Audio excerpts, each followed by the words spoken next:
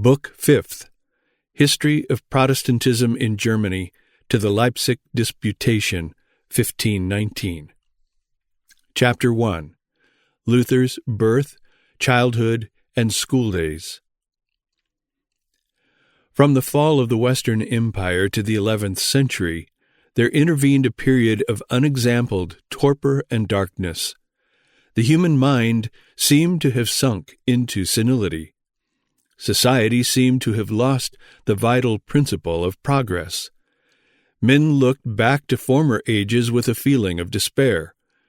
They recalled the varied and brilliant achievements of the early time and sighed to think that the world's better days were past, that old age had come upon the race, and that the end of all things was at hand. Indeed, a belief was generally entertained that the year 1000 would usher in the Day of Judgment. It was a mistake. The world's best days were yet to come, though these, its true golden age, it could reach not otherwise than through terrible political and moral tempests. The hurricane of the Crusades it was that first broke the ice of the world's long winter. The frozen bands of Orion being loosed, the sweet influences of the Pleiades began to act on society. Commerce and art, poetry and philosophy appeared, and, like early flowers, announced the coming of spring. That philosophy, it is true, was not of much intrinsic value, but, like the sports of childhood which develop the limbs and strengthen the faculties of the future man, the speculations of the Middle Ages, wherewith the young mind of Europe exercised itself, paved the way for the achievements of its manhood. By and by came the printing press, truly a divine gift, and scarcely had the art of printing been perfected when Constantinople fell, the tomb of ancient literature was burst open, and the treasures of the ancient world were scattered over the West. From these seeds were to spring not the old thoughts, but new ones of greater power and beauty. Next came the mariner's compass, and with the mariner's compass came a new world, or, what is the same thing, the discovery by man of the large and goodly dimensions of the world he occupies. Hitherto he had been confined to a portion of it only, and on this little spot he had planted and built, he had turned its soil with the plough, but oftener reddened it with the sword, unconscious the while that ampler and wealthier realms around him were lying unpeopled and uncultivated. But now magnificent continents and goodly islands rose out of the primeval night. It seemed a second creation. On all sides the world was expanding around man, and this sudden revelation of the vastness of that kingdom of which he was Lord awoke in his bosom new desires and speedily dispelled those gloomy apprehensions by which he had begun to be oppressed. He thought that time's career was finished, and that the world was descending into its sepulchre. To his amazement and joy, he saw that the world's youth was come only now, and that man was as yet but at the beginning of his destiny. He panted to enter on the new career opening before him. Compared with his condition in the 11th century, when man was groping in the thick night, and the rising breath of the Crusades was just beginning to stir the lethargy of ages, it must have seemed to him as if he had already seen the full opening of the day. But the true light had not yet risen, if we accept a feeble dawn, in the skies of England and Bohemia, where gathering clouds threatened to extinguish it. Philosophy and poetry, even when to these are added ancient learning and modern discoveries, could not make it day. If something better had not succeeded, the awakening of the 16th century would have been but as a watch in the night. The world, after those merely terrestrial forces had spent themselves, would have fallen back into its tomb. It was necessary that God's own breath should vivify it if it was to continue to live. The logic of the schools, the perfume of letters, the galvanic forces of art could not make of the corpse a living man. As with man at first, so with society. God must breathe into it in order that it might become a living soul. The Bible, so long buried, was resuscitated, was translated into the various tongues of Europe, and thus the breath of God was again moving over society. The light of heaven, after its long and disastrous eclipse, broke anew upon the world. 3 great princes occupied the 3 leading thrones of Europe. To these we may add the potentate of the Vatican, in some points the least, but in others the greatest of the 4. The conflicting interests and passions of these 4 men preserved a sort of balance, and restrained the tempests of war from ravaging Christendom. The long and bloody conflicts which had devastated Germany were ended as the 15th century drew to its close. The sword rested meanwhile in Europe. As in the Roman world, the wars of centuries were concluded, and the doors of the temple of Janus were shut, when a great birth was to take place, and a new era to open. So was it once again at the beginning of the 16th century. Protestantism was about to step upon the stage and to proclaim the good news of the recovery of the long-lost gospel. And on all sides, from the Carpathians to the Atlantic, there was comparative quiet that the nations might be able to listen to the blessed tidings. It was now that Luther was born. First of the father. His name was John Luther. His family was an old one, and had dwelt in these parts a long while. The patrimonial inheritance was gone, and without estate or title, rich only in the superior qualities of his mind, John Luther earned his daily bread by his daily labor. There is more of dignity in honest labor than in titled idleness. This man married a daughter of one of the villagers of Neustadt, Margaret Lindemann by name. At the period of their marriage they lived near Eisenach, a romantic town at the foot of the Wartburg, with the glades of the Thuringian forest around it. Soon after their marriage, they left Eisenach and went to live in Eisleben, a town nearby belonging to the Counts of Mansfeld. They were a worthy pair, and though in humble condition, greatly respected. John Luther, the father of the Reformer, was a fearer of God, very upright in his dealings, and very diligent in his business. He was marked by his good sense, his manly bearing, and the firmness with which he held by his opinions. What was rare in that age, he was a lover of books. Books then were scarce, and consequently dear, and John Luther had not much money to spend on their purchase, nor much time to read those he was able to buy. Still the miner, for he was a miner by trade, managed to get a few, which he read at mealtimes or in the calm German evenings after his return from his work. Margaret Lindemann, the mother of Luther, was a woman of superior mind and character. She was a peasant by birth, as we have said, but she was truly pious, and piety lends a grace to humble station which is often wanting in lofty rank. The fear of God gives a refinement to the sentiments, and a delicacy and grace to the manners, more fascinating by far than any conventional ease or airs which a coronet can bestow. The purity of the soul shining through the face lends its beauty, even as the lamp transmits its radiance through the alabaster vase and enhances its symmetry.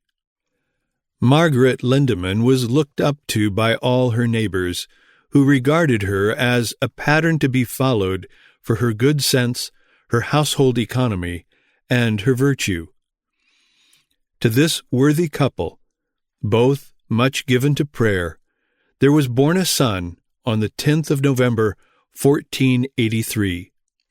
He was their firstborn, and as the 10th of November is St. Martin's Eve, they called their son Martin. Thus was ushered into the world the future reformer. When a prince is born, bells are rung, cannons are discharged, and a nation's congratulations are carried to the foot of the throne. What rejoicings and splendors around the cradle, where lies the heir of some great empire. When God sends his heroes into the world, there are no such ceremonies. They step quietly upon the stage where they are to act their great parts. Like that kingdom of which they are the heralds and champions, their coming is not with observation. Let us visit the cottage of John Luther of Eisleben on the evening of November 10th, 1483. There slumbers the miner's firstborn. The miner and his wife are proud of their babe, no doubt, but the child is just like other German children.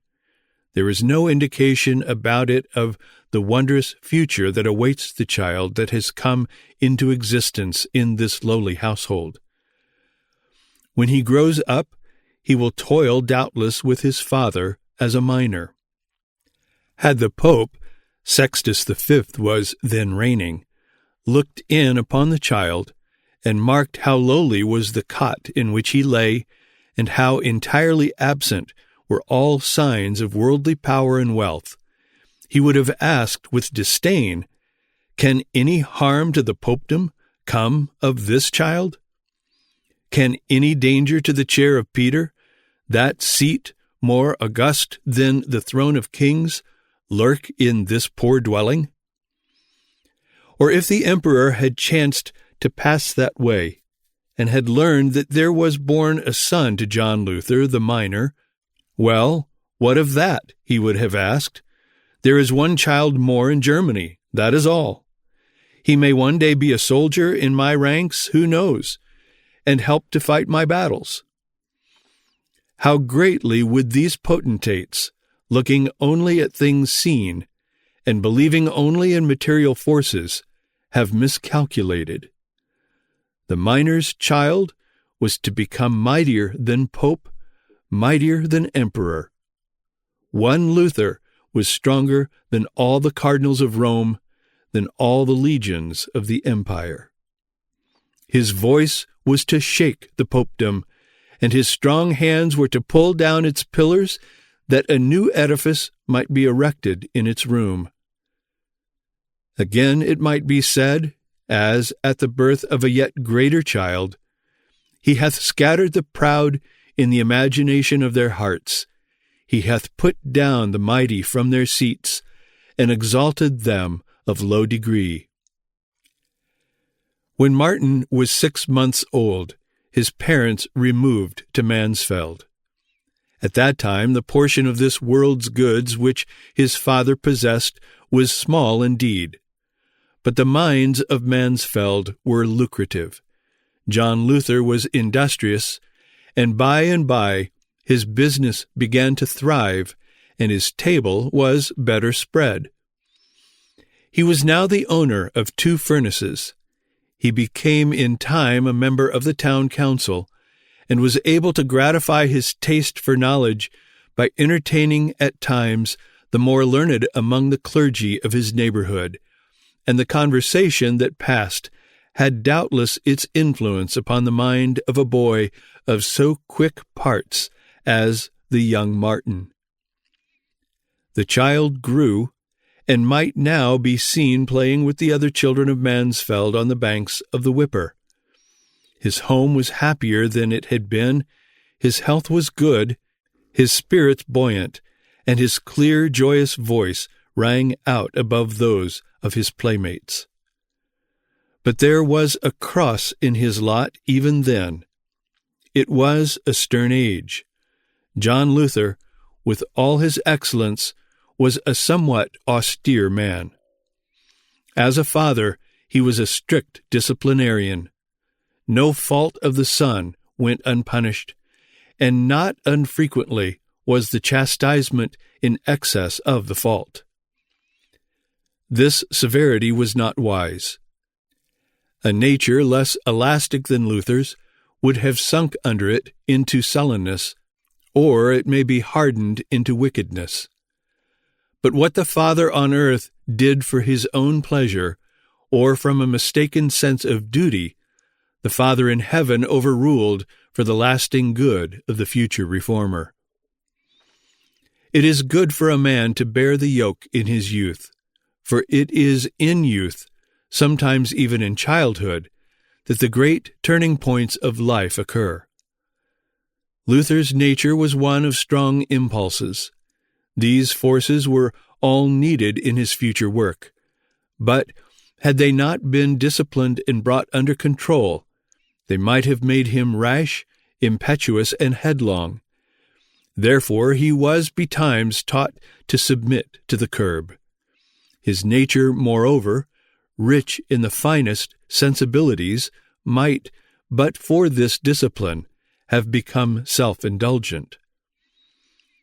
Turning away from the harder tasks of life, Luther might have laid himself out only to enjoy the good within his reach, had not the hardships and severities of his youth attempered his character and imported into it that element of hardness which was necessary for the greater trials before him. Besides the examples of piety which he daily beheld, Luther received a little rudimental instruction under the domestic roof. But by and by he was sent to school at Mansfeld. He was yet a little one, to use Melanchthon's phrase, so young indeed that his father sometimes carried him to school on his shoulders. The thought that his son would one day be a scholar cheered John Luther in his labors, and the hope was strengthened by the retentive memory, the sound understanding, and the power of application which the young Luther already displayed. At the age of 14 years, 1497, Martin was sent to the Franciscan school at Magdeburg. At school, the hardships and privations amid which his childhood had been passed not only attended him, but increased. His master often flogged him, for it was a maxim of those days that nothing could be learned without a free use of the rod, and we can imagine that the buoyant or boisterous nature of the boy often led him into transgressions of the rules of school etiquette. He mentions having one day been flogged 15 times. What added to his hardships was the custom then universal in the German towns, and continued till a recent date, if even now wholly abandoned, of the scholars begging their bread in addition to the task of conning their lessons. They went in small companies, singing from door to door, and receiving whatever alms the good burghers were pleased to give them. At times it would happen that they received more blows, or at least more rebuffs, than alms. The instruction was gratis, but the young scholar had not bread to eat, and though the means of his father were ampler than before, all were needed for the support of his family, now numerous, and after a year Luther was withdrawn from Magdeburg and sent to a school in Eisenach, where, having relatives, he would have less difficulty, it was thought, in supporting himself. These hopes were not realized, because perhaps his relations were poor. The young scholar had still to earn his meals by singing in the streets. One day Luther was perambulating Eisenach. stopping before its likeliest dwellings, and striving with a brief hymn to woo the inmates to kindness. He was sore pressed with hunger, but no door opened, and no hand was extended to him. He was greatly downcast. He stood musing within himself what should become of him. Alas, he could not endure these hardships much longer. He must abandon his studies. He must return home and work with his father in the mines. It was at that moment that Providence opened for him a home. As he stood absorbed in these melancholy thoughts, a door near him was opened, and a voice bade him come in. He turned to see who it was that spoke to him. It was Ursula, the wife of Conrad Cotta, a man of consideration among the burghers of Eisenach. Ursula Cotta had marked the young scholar before. He was accustomed to sing in the church choir on Sundays. She had been struck with the sweetness of his voice. She had heard the harsh words with which he had been driven away from other doors. Taking pity, she took him in and made him sit down at her board. And not only did she appease his hunger for the time, but her husband, won by the open face and sweet disposition of the boy, made him come and live with them. Luther had now a home. He could eat without begging or singing for his bread. He had found a father and mother in this worthy pair. His heart opened, his young genius grew livelier and lovelier every day. Penury, like the chill of winter, had threatened to blight his powers in the bud, but this kindness, like the sun, with genial warmth, awakened them into new vigor. He gave himself to study with fresh ardor. Tasks difficult before became easy now. If his voice was less frequently heard in the streets, it cheered the dwelling of his adopted parents. Madame Cotta was fond of music, and in what way could the young scholar so well repay her kindness as by cultivating his talent for singing and exercising it for the delight of this good Shunammite? Luther passed, after this, nearly 2 years at Eisenach, equally happy at school in the study of Latin, rhetoric, and verse-making, and at home where his hours of leisure were filled up with song, in which he not unfrequently accompanied himself on the lute. He never, all his after life, forgot either Eisenach or the good Madame Cotta. He was accustomed to speak of the former as his own beautiful town, and with reference to the latter he would say, "There is nothing kinder than a good woman's heart." The incident helped also to strengthen his trust in God. When greater perils threatened in his future career, when man stood aloof and he could descry no deliverance near, he remembered his agony in the streets of Eisenach, and how visibly God had come to his help. We cannot but mark the wisdom of God in the training of the future reformer. By nature, he was loving and trustful, with a heart ever yearning for human sympathy, and a mind ever planning largely for the happiness of others. But this was not enough. These qualities must be attempered by others which should enable him to confront opposition, endure reproach, despise ease, and brave peril. The first without the last would have issued in mere benevolent schemings, and Luther would have died sighing over the stupidity or malignity of those who had thwarted his philanthropic projects. He would have abandoned his plans on the first appearance of opposition, and said, "Well, if the world won't be reformed, I shall let it alone." Luther, on the other hand, reckoned on meeting this opposition. He was trained to endure and bear with it, and in his early life we see the hardening and the expanding process going on by turns. And so is it with all whom God selects for rendering great services to the church or to the world. He sends them to a hard school, and he keeps them in it till their education is complete. Let us mark the eagle and the bird of song, how dissimilar their rearing. The one is to spend its life in the groves, flitting from bough to bough, and enlivening the woods with its melody. Look what a warm nest it lies in. The thick branches cover it, and its dam sits brooding over it. How differently is the eaglet nursed! On yonder ledge, amid the naked crags, open to the lashing rain and the pelting hail and the stormy gust, are spread on the bare rock a few twigs.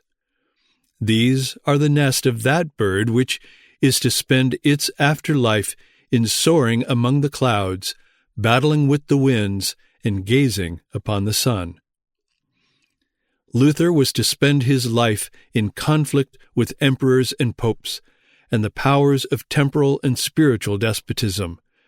Therefore, his cradle was placed in a miner's cot, and his childhood and youth were passed amid hardship and peril.